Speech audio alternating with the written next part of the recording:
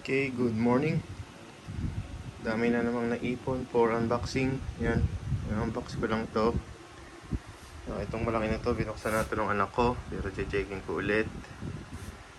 At maraming effectors dito. Ayan. So, ito, hindi ba kayo, bubuin ko na to para hindi na matagal. Unbox ko lang to. Tingnan natin kung ano mga ito. Mga laman na to. Okay, start tayo. Tingnan natin kung ano ito.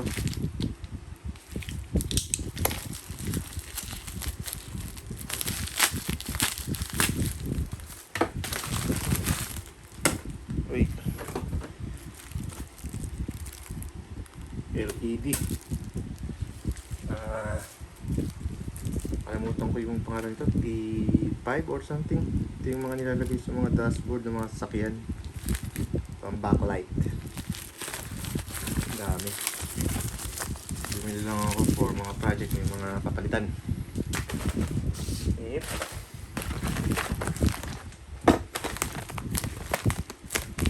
Ito.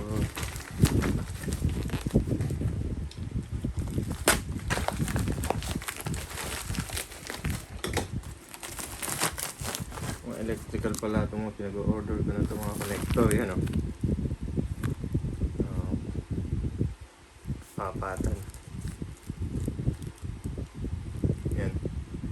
Maganda yan kung kakabit kayo ng mga ilaw or mga plug. Lagyan nyo nito. Merong dalawahan nito para madaling magtanggal. Dami. Ilaw.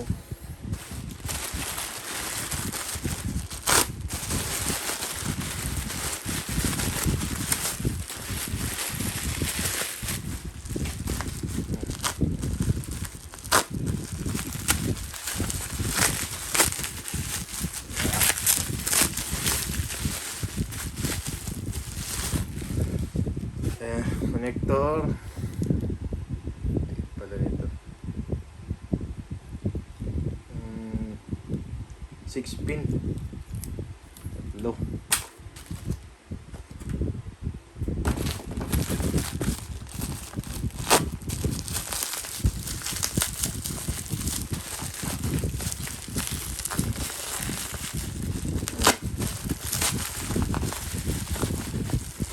Ay sus, gandang.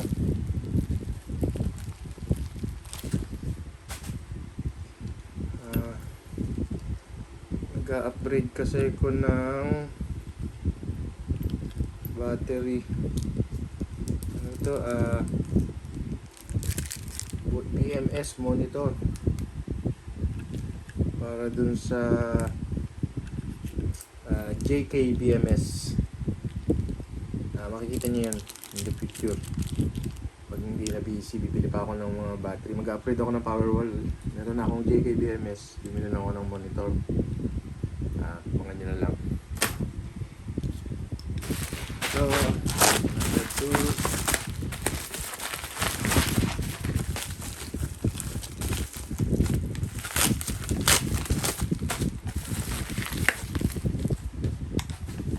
Crimping tools. Okay na. So,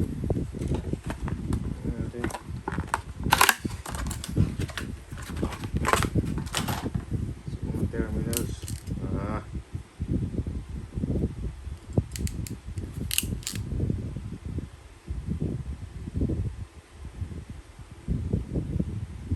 Okay naman yung quality.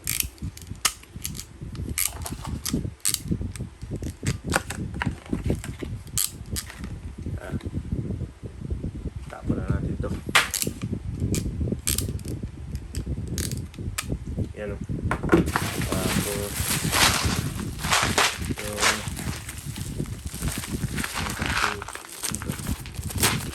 yung mga terminals. Yan. 1,500 pieces to. Yan yung walang insulated. May kasama siya pang insulation. Yan, may transparent insulation para dun sa mga BMS. At mayroon pa akong project na gagawin project. Wala matatapos. Nabuksan natin itong box na to. Binuksan natin ng ano ko, so tignan natin kung ano yan. Watch lang. Ano yan? So, order ako ng kasama niya is 4 na blade. Actually, ano to, sabihin ko na, ano tawag dito? Bandsaw. Order ko sa China, yan. So natin. Sa mga tools, tornilyo.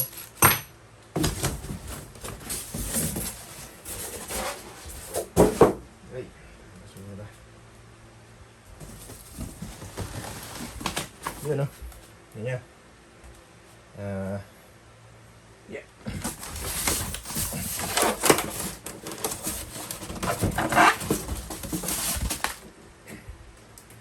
Oops, wala nang laman yung box.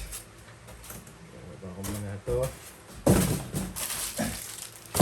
May manual, taka extra na brass. Ang tawag dito? Carbon brass? Ha? Diba?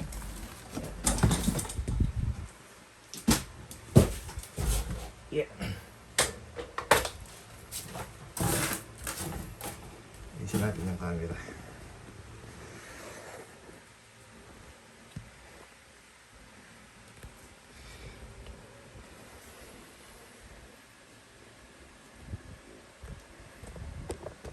Yan.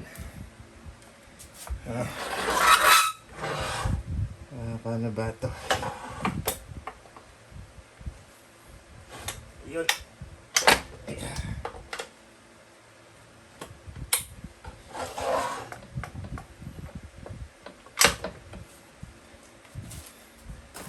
Yun. Gamitin ko yan pantapos ng mga project. Aluminum. Tingnan natin kung ubra. Yan, o. So, medyo matagal dumating. Mahal kasi ito dito sa atin. Nasa, baka abutin ka ng 20 to 25K. Merong mabibiling ganito, walang stand. Ito. Ito lang mismong bandsaw. So, quality niya, maganda siya kasi makinis, oh. Mukhang maganda pagkagawa. 220 dito.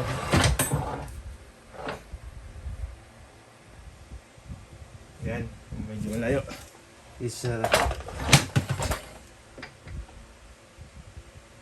220 volts, 60. Oh, yung problema, 50 Hz lang. Hindi problema, bibilis lang naman to. Tsaka huwag mo lang gagamitin ng matagal. Tatagal naman yan.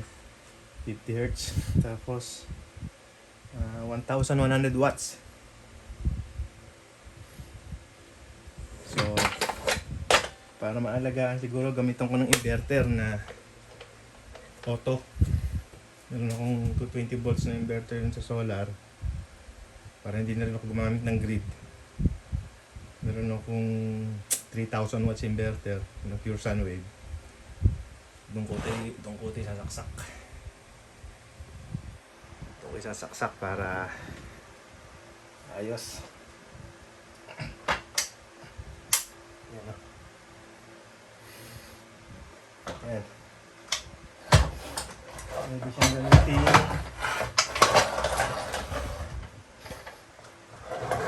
Vertical yan. Vertical. Gagawa lang ako ng table dito para doon ko i-slide. So naka-vertical na siya. Maganda sa siguro kung gawa ng table, bench na mababa lang na may gulong para pwedeng itabi sa ilalim ng table or yung may gulong lang para madali siyang itabi. Kung kailangan mo, di hihilahin mo lang. Pero may gulong na to sa unahan. Teka, ang gulong nito sa una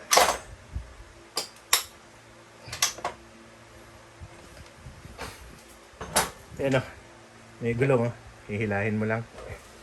So, pwede na ito. As is, ganito na. Maganda siya. Maganda. Ang problema, 60 Hz nga lang kasi galing China. Okay lang. Diyan eh. Parang Australian surplus. 650 Hz. So may tray. So baby. Ito maganda dito. Magagamit ko to ng ganito. Tanggalin ko lang itong guide na to. Bilay ko ng plate, aluminum plate. Gawin ko parang table dito. So doon ako mag-slide. I-figure out ko pa kung paano ikabit yung mga blade. 4 na yung kinuha ko. May spare pero lagay ko standard naman to. Bibili naman ito sa Shopee. Ayan. For metal to, for metal. Banso for metal. Pwede ring wood. Hindi. So, maganda. Satisfied naman. Tagal lang inintay. Wala pa ba yung mga... Wala na ito. Abangan nyo to. Teka, kukuha tayo ng sneak peek. Ito yata yun.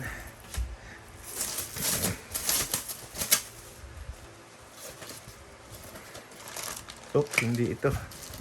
Ano ba ito? Ito, abangan nyo. Pipicturean ko na lang ito, tapos popost ko. Carbon fiber na silencer. Abangan nyo lang. Hindi yun yung sneak peek. Ito sneak peek.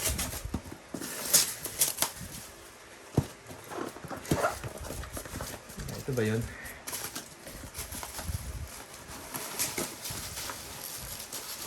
Hindi rin ito. Basta abangan nyo to.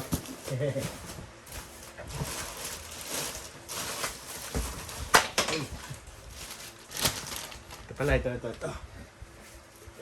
Hindi nyo kasi hulaan kung ano to. Hay, sneak peek to eh. Yun, no? Hindi rin ito. Teka, saan ba yun? Pero yan, sneak peek yan.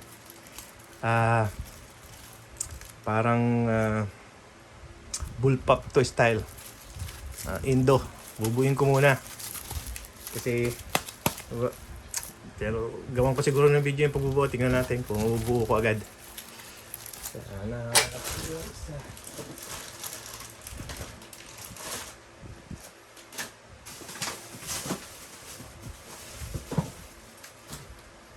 Ito pala. Peek. Ito madali itong hulaan kung ano ito. Teka, buksan natin.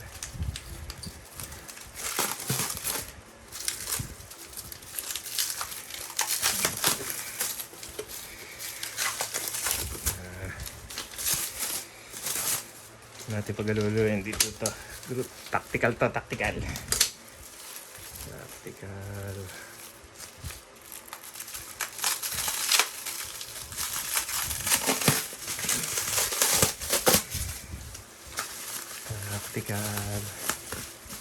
Yun o. Tactical o. Yun o. Gets na yan. Kulay black. Yan. Yan na. Lapit na. Yung mga familiar dito, alam na to kung ano itong brand, ano itong black color to. Pero kung familiar kayo sa mga Posco, makilalaman nyo na ako na yan. Yan o. Yan o. Yun, ang ganda oh. Yun oh. Yun oh. Yun. Oh. Kaparehas lang itong yun, yung buo na yun. Yes. Hammer X Black Edition.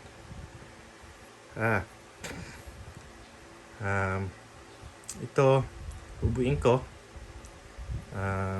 Tapos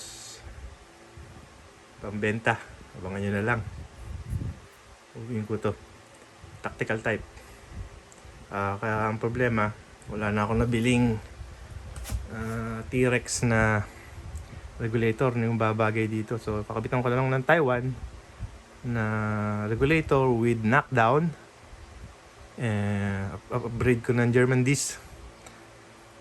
So yung mga may balak bibili sa mga bonus nila, pwede nilang tignan to kung gusto nila. 177 to naka-ready ngayon, pero gagawin ko to ng push pin na pang 22 para ma-convert sa 22. Ang ganda dito, hindi mo na kailangan ng plenum kasi itong buong housing na to, kaya may block dito yan. Kasi yung block na to, butas yan hanggang doon. Hindi mo na kailangan ng plenum, malaki na plenum nito. Or kung gusto mong maging sagana sa hangin, madami akong plenum. Meron akong plenum dito, ayan oh. Dalawa na lang to. Dalawang plenum na ito. Kaksan na natin ha. Ito ay 40cc. 40 plus cc. Ayun na. Ako lang nagbalot nito. Safety 40cc na pleno. Ito ang balot balot na balot.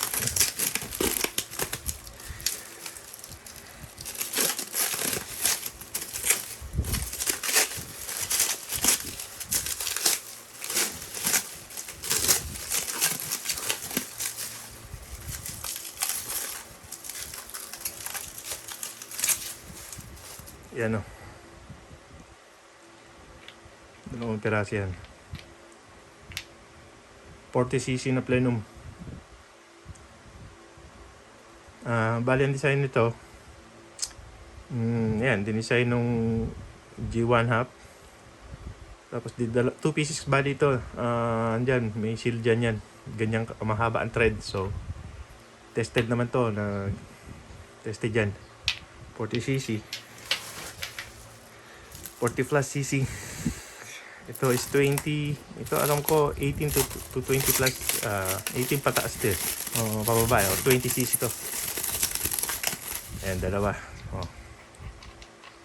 Medyo may kamahalan nga lang kasi custom yan eh. Ganda, di ba? Ayun yung mga shell sa loob dahil nakalagay sa plastic. Custom plenum. With style. Hindi yung straight lang. Maganda.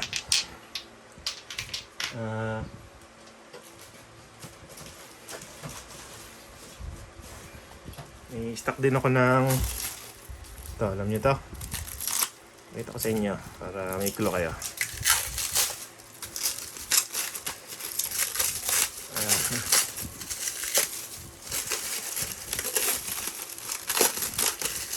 Stock iwanan ko kasi ito sa hinilang ko, kaya hindi agad ngayon ko lang ito nakakuha. Ayan. Ano yan? Yun yung knockdown.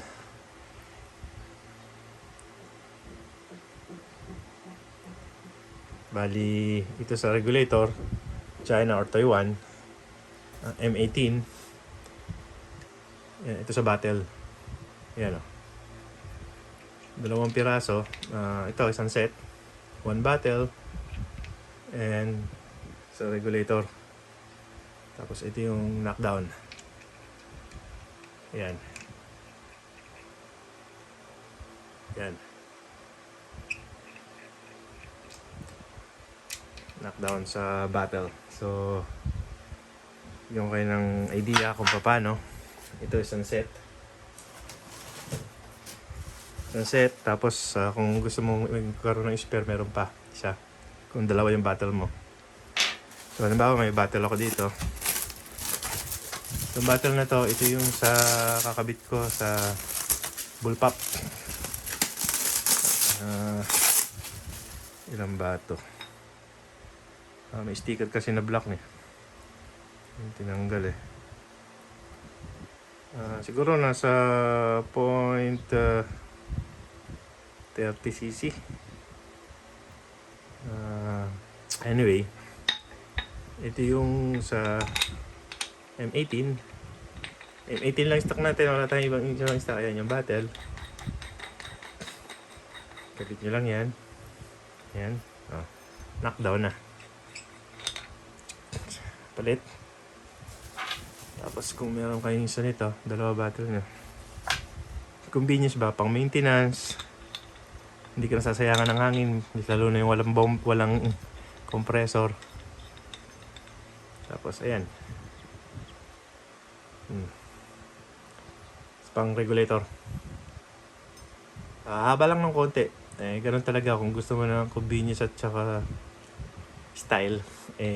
Mababawasan yung haba talaga. Pero sa bullpup kasi, kahit maba ito, okay pa din. Tingnan natin kung ano magiging tsura. Yan. Haba na ng video ko. Yun lang. Daming gagawin. Daming pang gagawin. I-update ko kayo pagka binuo ko na yung dalawa yung uwi kong PCP. Bubuin ko yung pareho. Isang bullpup tsaka isang Hammer X. Tingnan natin kung may magkakawang sanada. Abangan nyo na lang. Yan yung unbox ko. Daming naipon sa isang buwan. Yun lang. Salamat sa panonood. Abangan nyo dito. Gagamitin ko ito yung tools para mapabilis yung pantabas ng aluminum.